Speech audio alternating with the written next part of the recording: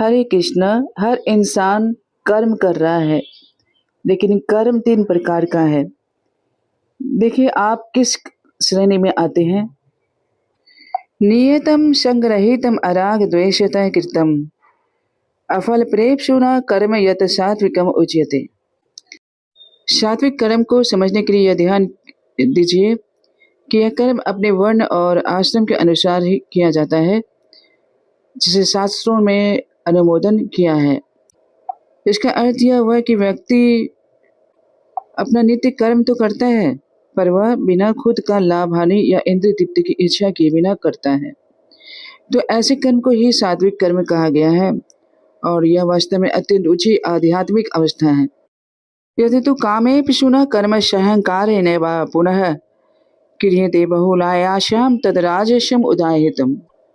ऐसा व्यक्ति बहुत परिश्रम करता है, कठिन प्रयास करता है और सोचता है कि मैं जो करता हूँ श्रेष्ठ करता हूँ, और अपना मान सम्मान प्रतिष्ठा और पैसा मुख्य उसका उद्देश्य बन जाता है। तो दूसरों की भलाई या संतुलन उसके लिए कुछ उसको दिखाई नहीं देता है। तो यह राजसिक कर्म है।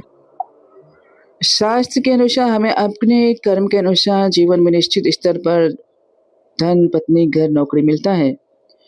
इसलिए प्रयास करना चाहिए, लेकिन पागलपन की हद तक तो नहीं। जो लिखा है वह तो थोड़े ही प्रयास में मिल जाएगा, लेकिन जो नहीं लिखा है वह लाख कोशिशों के बावजूद भी नहीं मिलेगा। इसलिए संतुलित जीवन के लिए सात्विक कर्म ही आवश्यक है। अगला श्लोक में भगवान श्री कृष्ण तमोगुणी कर्म के बारे में बताएंगे। अनुबंधनम क्षयम हिंसाम अनपेक्ष चो पौरुषम मोहादार विहते कर्म यततामस उच्यते।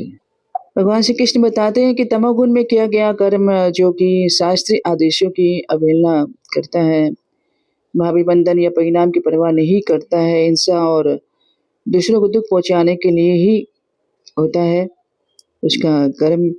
तो ऐसा व्यक्ति परिणामों को विचार नहीं करता है, विनाशकारी कर्मों में खुद को भी लगाता है और दूसरों को, समाज को भी हानि पहुंचाता है।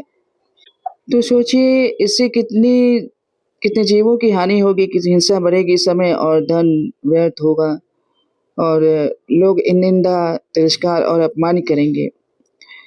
तो यह मूर्खतावश किया गया कर्म है